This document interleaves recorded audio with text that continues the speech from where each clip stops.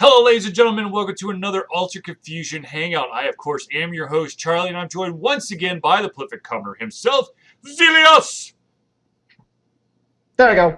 Yeah, what's up, Mr. Charlie? Everett Hawkins, the editor. Yes, the editor. The editor. Oh, That's you me. edit the Altered Confusion. That is a glorious thing. Indeed it is. Anyways, let's get down to business real quick. Okay, crazy stuff happening next week. Crazy! First of all, EndoCon happens Friday, Saturday, Sunday. And a code! We, of course, will... Okay, on Saturday at 4 o'clock p.m. Eastern 3 Standard Time, o'clock Central Time. there will be... So you finished making your indie game and you think you're done. Panel happening at EndoCon, which is at the Marriott by the Perimeter. And anyone who's ever watched any podcast from Altered Confusion would know, no, you are not in fact done yet. There's more work to be done, I am told. That is what the powers that be lets me know, is there's always more work to be done. We're never finished. Absolutely. If you think you're done, you're wrong. Which is a good life lesson for any industry in life. Absolutely. Absolutely. But the real question is that all enthusiasts want to know, are you doing a second panel at EndoCon? Absolutely. I am doing my second panel at 7 p.m. I think I said your 7th panel, and I was like, whoa. No, 7 p.m. The same day? Yes. Damn. And then, of course, at the 7 o'clock showing. Of course, 4 o'clock, we'll just consider that the matinee. And we'll call 7 o'clock the prime time spot. You have a discount for the matinee episode? That's going to be the destruction of the game industry as we know it. Okay, I have a totally off-topic question for you. It's related to your actual panels. Okay. So, I remember one day, I had to talk for like an entire hour for a class. Mm-hmm. By the end of the hour, like, I was parched. Like, I could not talk. Mm-hmm. So my question to you is, when you get done, like, I'm just thinking you got 2 panels in one day. Mm-hmm. Like, do you ever run into the issue with your panels? Or like, holy shit, my vocal cords are shot. Not at the panels, when I have a fan table. Now, I don't have a fan table for EndoCon, but when I was doing a fan table at MomoCon, I was literally, I was bringing cups of water by the twos to the table because I had the worst cotton mouth ever because I'm repeating the exact same stuff over and over again. I'm trying to talk over all this loud crap that's going on around me, and I'm trying to pull individuals in so that they get to hear all the awesome stuff that is going on. So hell yeah! By Friday I didn't need it. Saturday desperation. Sunday absolutely. Though by Sunday I'm not 100% sure I was actually making sense to anybody. It's like, we are the confusion of alternates, and I am your chief and editor, Hawkins Charlie. No, I'm the lead guy at Alter Confusion. We talk about... We do independent video game stuff. I'm like, this is not good. Yeah, like a recording. You're like, just watch that shit, yo. Yeah, I know. I should be like, hello. This is a video to show you the awesomeness of Alter Confusion. I always think back. Do you remember back in the 90s? You went to Perimeter Mall back in the 90s, right? Oh, yeah. Do you remember... Did you go to the arcade at Perimeter Mall? Yeah, Tilt. Do you remember in the entrance they had the 3D, it was like the dinosaur 3D game? Sort of. But I'm just thinking, you should have like a 3D hologram of Charlie giving this speech like it's like a 15-minute loop. Every 15 minutes, you see a hologram of Charlie giving his spiel. That actually sounds way too much like Mass Effect. Welcome to the Citadel. Can I help you find your next destination? I never thought of that way, but you have a very good point. See, we're already with the future. We're already there. Before you know it, the Reapers are going to come attack us again. Hooray? No, that's bad. Well, I guess first we have to find some like faster than light, technology, minor details. Right. Right. But Okay. it's most like if you think about like most sci-fi, because like that's what got Star Trek started basically. Was we found FTL technology. It's like most sci-fi. It's really until like we find faster than light technology, we're basically primitives. Yeah. I see Guys, it. that's what really gets us going. It's like holy shit, you guys actually have technology. But before then, nobody cares about us really. True. All right. Anyways, I'll work on the hologram thing. Okay. We'll put that on. We'll put it on the whiteboard. Put it on the board right behind Yeah. you. Put it on the board. Okay. So EndoCon is happening next weekend. Now, of course, I'll get to talk about that next Hangout as well. But I just want to throw it out there right now. Right on, The yeah. other crazy thing that is Oh, going. question. Sure. Yes. Where is Andocon actually like where is it Andocon? The You didn't say Marriott Hotel behind Perimeter. So it's in Atlanta. Yes. Okay, right on. Okay, the other huge thing that's happening next week is that the founder and chief editor of Vulture Confusion is going on Business Radio X to talk about being a pioneer and an entrepreneur in Atlanta. Go you? Yeah.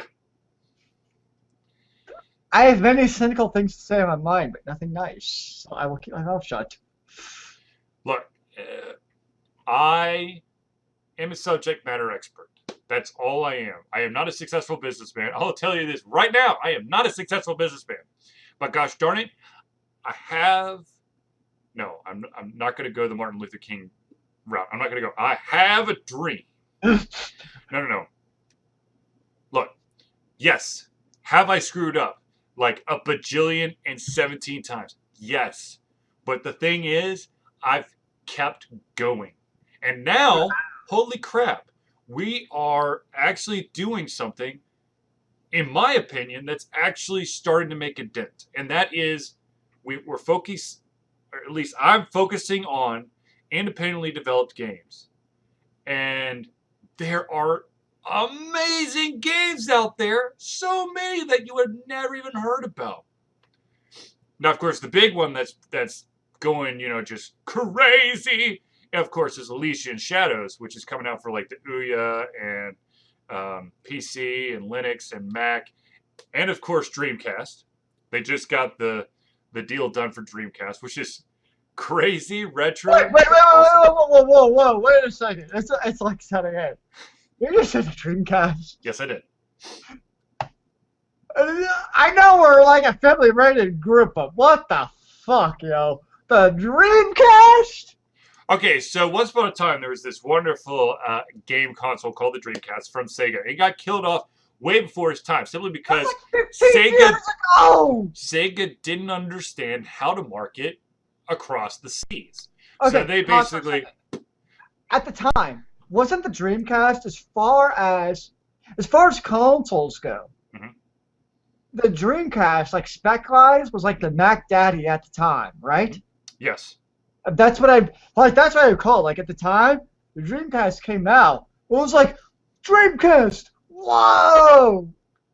It's like I remember you heard about like the console. Uh-huh. You heard about probably I'm guessing Sonic. Yep. But that was it. Like it was one of those things that like it seemed like it had like all the potential in the world. It never quite went anywhere, unfortunately. No, it like I said, Sega was always hindered by its inability to sell outside of Sonic? its borders. Outside of Japan. Ah. The biggest problem was they didn't know how to market.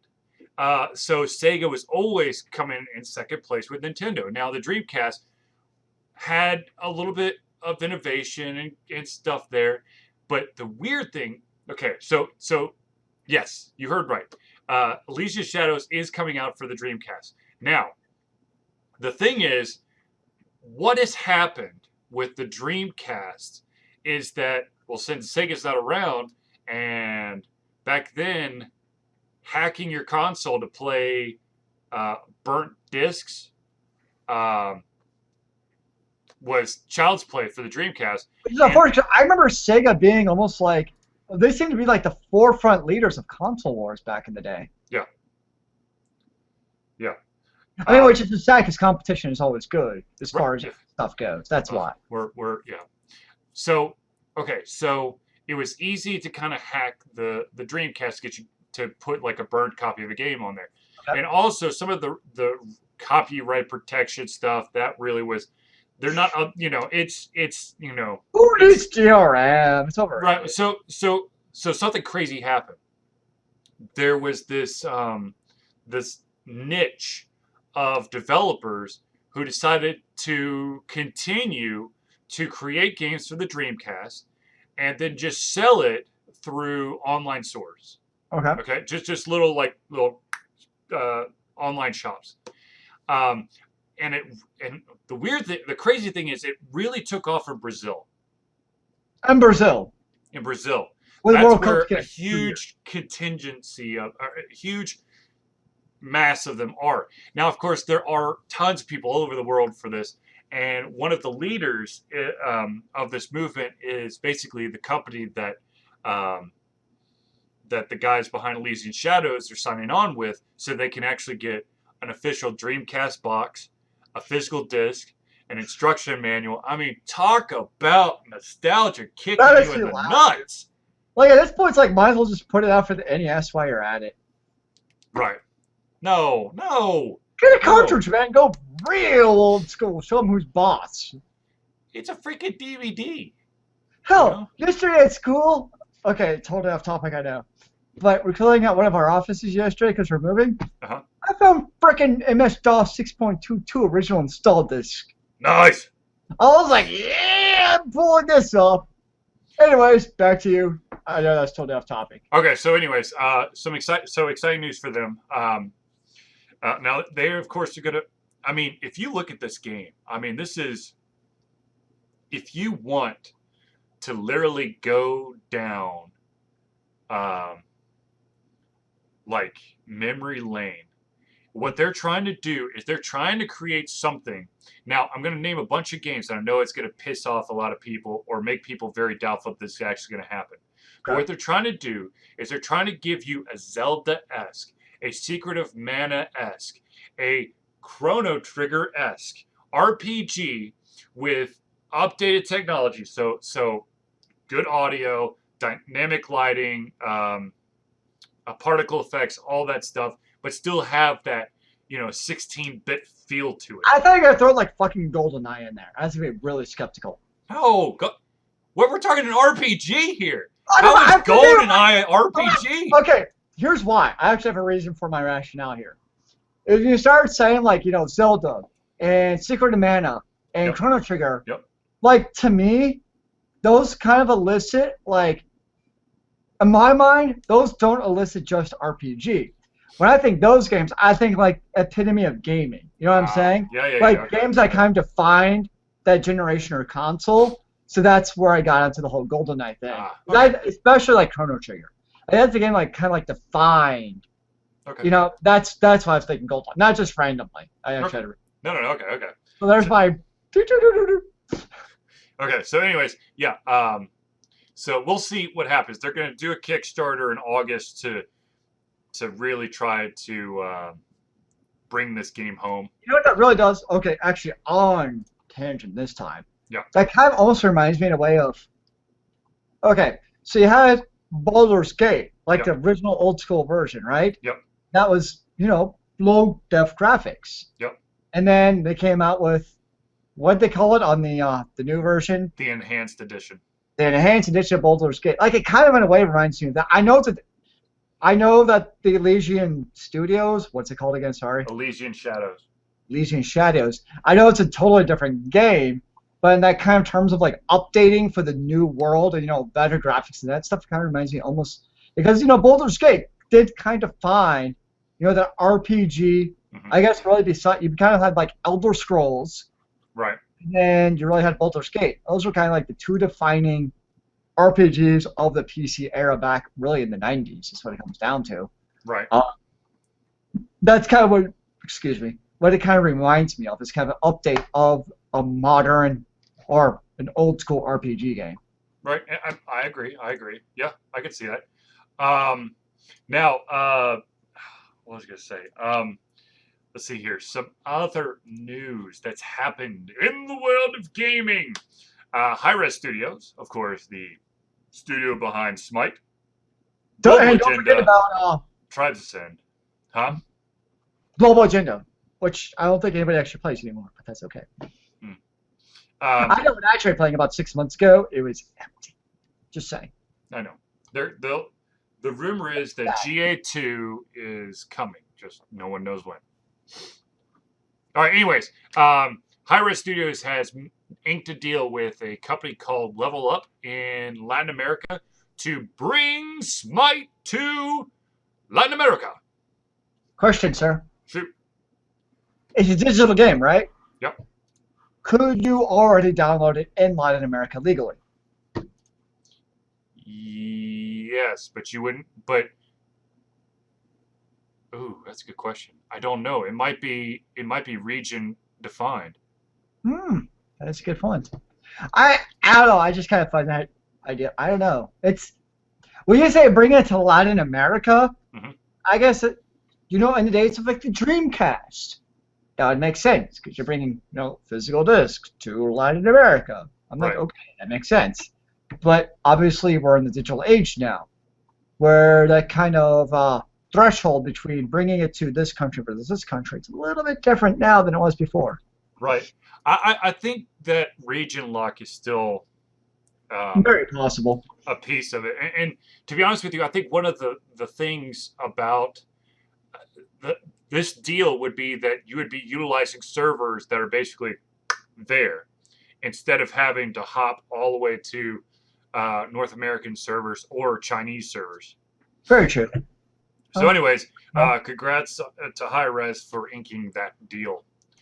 Now, just a couple more notes, and then I'm probably going to be out of words to speak. So, first off, I am going through games like a madman right now. I don't know what happened, but I have become like a gaming machine all of a sudden.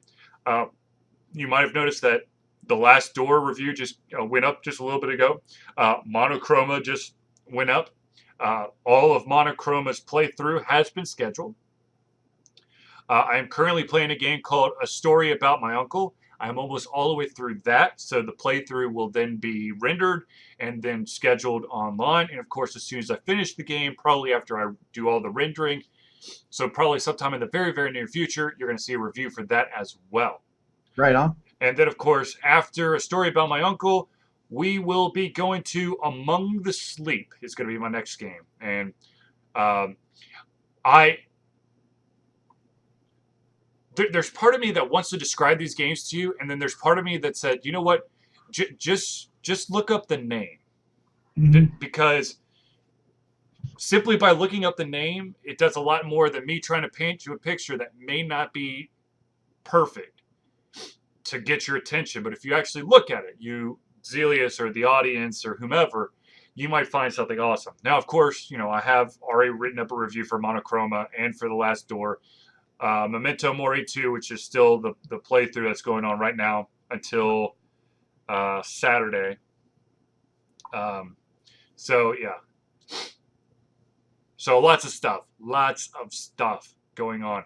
And finally, for those interested, Dalek Entertainment finally has set a date for their next game that they're publishing called Munin, which is, of course, a puzzle Norse themed game.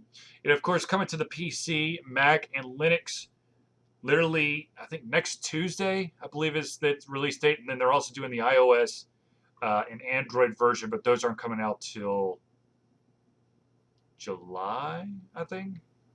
Yep. Yeah. So now Zelius asked a very valid point, and I'm going to have to reach out to Datalake to ask what is the huge differ. Is it two completely different games? Are we talking about like huge scale back between more of like the portable version versus the PC version? So I will ask, and hopefully I can get some information up So for. the press release, it sounds like to me at least, on the press release, that's the same game. Yeah. Like, that's what sounds like. And it's kind of funny because if you think about it, does it actually say how they're selling the PC game on the press release? How they're Like, selling it? Yeah, it's on Steam. oh, it is on Steam. I didn't Yeah. see that. So, because do Steam and the iOS store, do they take the same 30% off the top, or is it different? Do you know?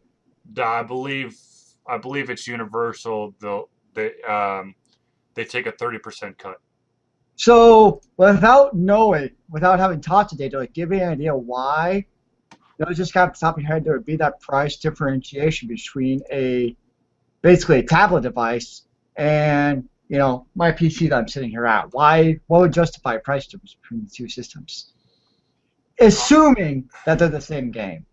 I mean, if they're Okay. if it's different levels, obviously that's one thing. But if it's the same game, any Right. idea why it would be a different price difference?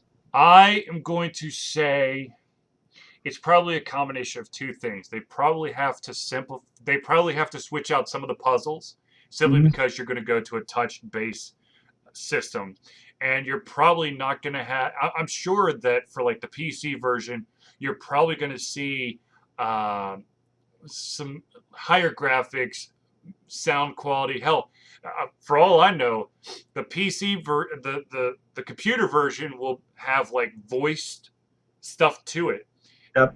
where the other one will have just a lot of text reading. I don't know.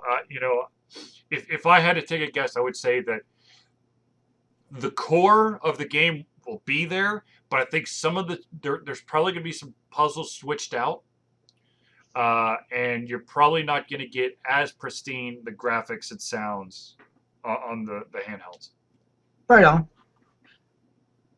It does remind me, kind of like I said, it reminds me of a little bit of Trine.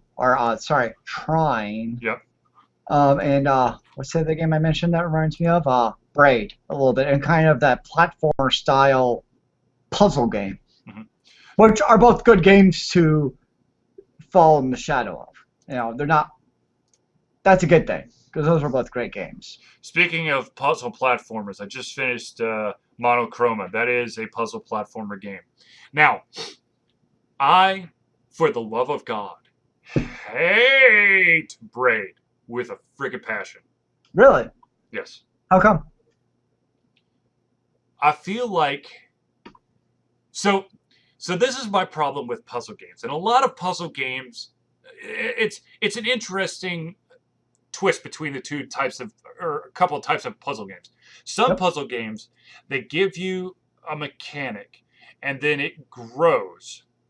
Okay. The game becomes more complex as you go. Okay, yeah, sure. Now, with that complexity, the difficulty starts skyrocketing. It's not a nice slope. It's kind of like, I can see that. Yeah. that is Braid. Yes. Yes, it is. Now, with a game like Monochroma or many other puzzle games, but Monochroma is the one first in my mind because I just played it. They have they have challenging puzzles. They have not.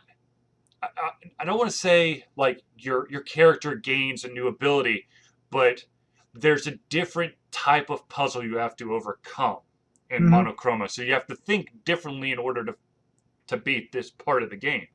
That to me, the other that I'm okay with, especially if you're sprinkling. The thing is with a puzzle game, if you always know that the next one's going to be harder, you start stressing the fuck out. Okay?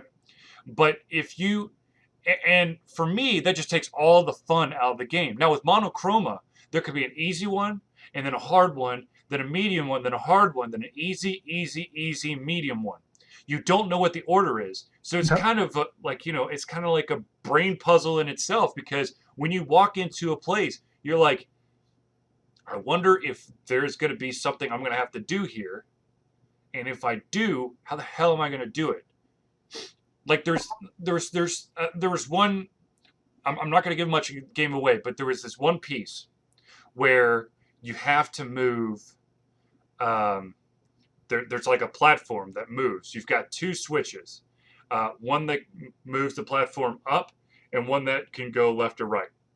And what happens is once you release the buttons, it's going to go. It's going to try to move all the way back to its original position. Mhm. But the trick is it depends on the order that you pulled the levers. So if you pulled it up first and then to the left, then it's going to have to go to the right first and then down. But if you were to go to the left first and then up, it would go to the right and then down. Okay? I hope there's not a quiz on this. So what I'm trying to say is that Monochroma definitely had its difficult pieces. They threw a couple of puzzles in there that were definitely timing oriented, and definitely if you screwed it up, you would die. But at the same time, okay, first of all, you get to go right back to a save point. There is a lot of trial and error to it, but I didn't feel exceedingly stupid within the first 25 minutes of the game like I did with Braid, and that's why I will never play Braid again. Yes, it's an independent developed game. And I own Indie Game the movie, and from playing the game and from watching that documentary, I have to say there is nothing on this world, this earth, that will cause me to ever want to play Braid. Fair enough, yeah. So my question to you then is, do you plan on playing Munin? Yes, I do. So why do you I plan on hopefully can be getting. I will hopefully get a copy next week, right on you, right on. and then I will play it, and I will of course do a playthrough of it so that you can see um, me probably cursing a lot. Because I understand there's this interesting phenomenon that's happening right now. It's a huge movement to do the playthroughs. Everybody wants. There's people out there who see the playthroughs as the next evolution in a walkthrough. So you don't have to read, you just watch the video and watch them do it, and it's like, aha, because sometimes you're like, yeah, you got to go to the left, you go up, then you got to wait 2 seconds, and then you got to pull the lever. But you can't hold it too long, otherwise the fire will hit you. It's a lot easier to actually see someone do that. See, Now, I disagree. I think it's easier because when I've done video games and I don't know what the hell am I doing wrong, I just want to read and kind of like do a quick glance through. Like, okay, that's probably the one little tiny spot I was screwing up on. I don't need to know the entire damn, convoluted process of your thought process. I just want the straightforward fact of like, oh, that's the one spot I'm looking for. So for me, if I'm doing a walkthrough, I want the text version. I need I need to see it. The easiest way for me to get it is see it happening. Yeah, I've never enjoyed or really done the whole video walkthrough thing. It just doesn't do it for me. I'm just sitting there like, yeah, sleeping. Okay, I want well, like the Zelius, inside. there's okay. So the games that I'm doing the playthroughs for are games that are linear. They go from point A to point B. Okay. Dear Christ, if you do a playthrough of Tropico or an MMO, you are just evil and sadistic, and Fair you're enough. trying to cause people brain damage. Which is why, like with Tropico, that's why I did my like one. I think it was like a 20-minute. I would never call it a playthrough. It's more of Yep. like, okay, these are kind of some of the quick hits Yep. of Tropico. Because Yep. you're absolutely right. If say Tropico, if I sat there and like, okay, this is what I did from the very first beginning, Yeah. that'd be boring as shit. Just to show you, okay, we're gonna sit here 5 minutes while we wait on my people to construct the next farmhouse. Like that'd be dumb. Like that would be very, very boring. I agree. So you're right, though. I think different games do lend themselves better to their information released in other games. Right. Now, okay, so you have two different types of playthrough videos. You got those that I'm just going to say this, no one is freaking perfect, okay? So that all the videos have been edited at some point. Some of mine have been edited. Yep. Because if I failed for the 7th time, I'm going to cut it down so it looks like I only failed 3 times, okay? And also, I'm trying to fit it within a 30-minute window. Now, there are those individuals who make it a point to just give you the exact right through the game, okay? But from my point of view, if I was to look at the videos, yes, part of me wants that quick, okay, that's what I need to do. But part of me also, especially if I'm having a really hard time with this game, wants to see that I'm not the only one who's screwing up on this one part. I want to feel like it's you know, it's that same mentality of knowing that you're not alone with either, you got your closet female cosplayer, or you know Wait, you get Are we doing a video FAQs with cosplayers though, and how to dress themselves? I'm very confused. no. I'm just saying that it's the same mentality. When you're getting the crap kicked out of you because you like Dungeons and Dragons, and it Okay. doesn't seem like anybody does, doesn't it make you feel awesome when you actually run into someone who actually understands Dungeons and Dragons, who still has that passion? So what I'm trying to say is that it could go also for if you're watching a video of someone playing a game and they mess up, and you're watching that video because you've screwed up a ton as well, wouldn't that make you feel slightly better about yourself, going, holy shit, I'm not the only one who wasn't able to get this immediately? Yes-ish. Because I guess I come from a world where when I do watch video walkthroughs, they're usually in MMOs, right? Yeah. Usually the videos I watch are like, okay, yeah, this badass boss with in-game basically rating is usually what it is. Mm-hmm. And typically, what myself and other gamers want is a straightforward ABC direction. This is how you beat that boss. You know what I mean? Right. Like, we're not sitting there to watch, okay, how did you screw up?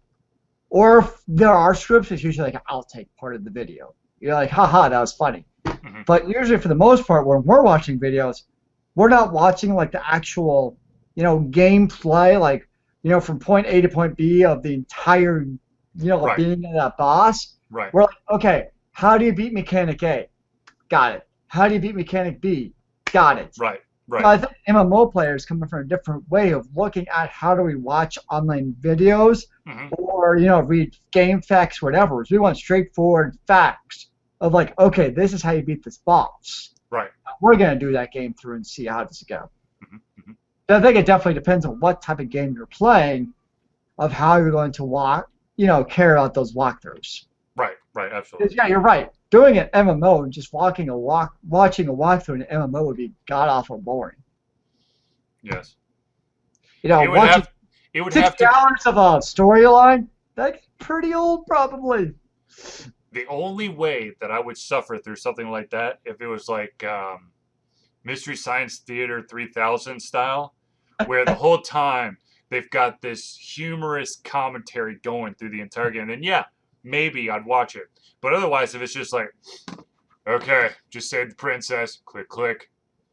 Oh, shoot, this enemy's attacking me, click, click. Gonna use my special You need, now. like Will Ferrell on commentary is what you're saying. Yeah. Then we would watch it. Hell yeah. There you go. See, you just need a comedian playing an MMO for commentary. Problem solved. Exactly. Well, ladies and gentlemen, we have breached the 30-minute mark, so we're going to have to end the recorded portion. But have no fear. We're going to stay on Twitch for just a little bit longer, folks. So, until next week, when Charlie's brain's probably going to be completely fried from doing an interview, and then also thinking about EndoCon. So we can make like a skillet of eggs on your brain, is what you're saying, from being fried. I was thinking more like, yeah, I guess eggs. Sure, we'll do eggs. What were you thinking instead of eggs? I was thinking chocolate chip cookies. I don't know why. I'm hungry. Ooh, I could go for some good gooey chocolate. Screw that. Just get the box and just eat the freaking chocolate chip cookie dough out of like the ice cream box. Oh, yeah. Who needs to cook it? Just eat it raw. Yeah. People don't really get sick off of raw eggs. Come on.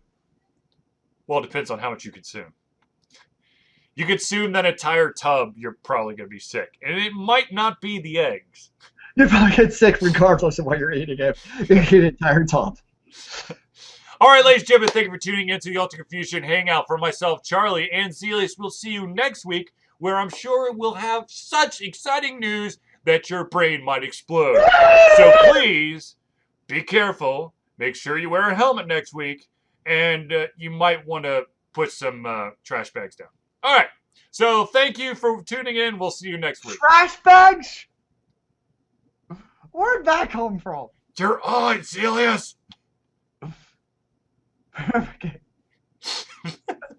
Damn it, hold on a second. Remember, kids, keep on gaming in the free world. Amen to that, brother.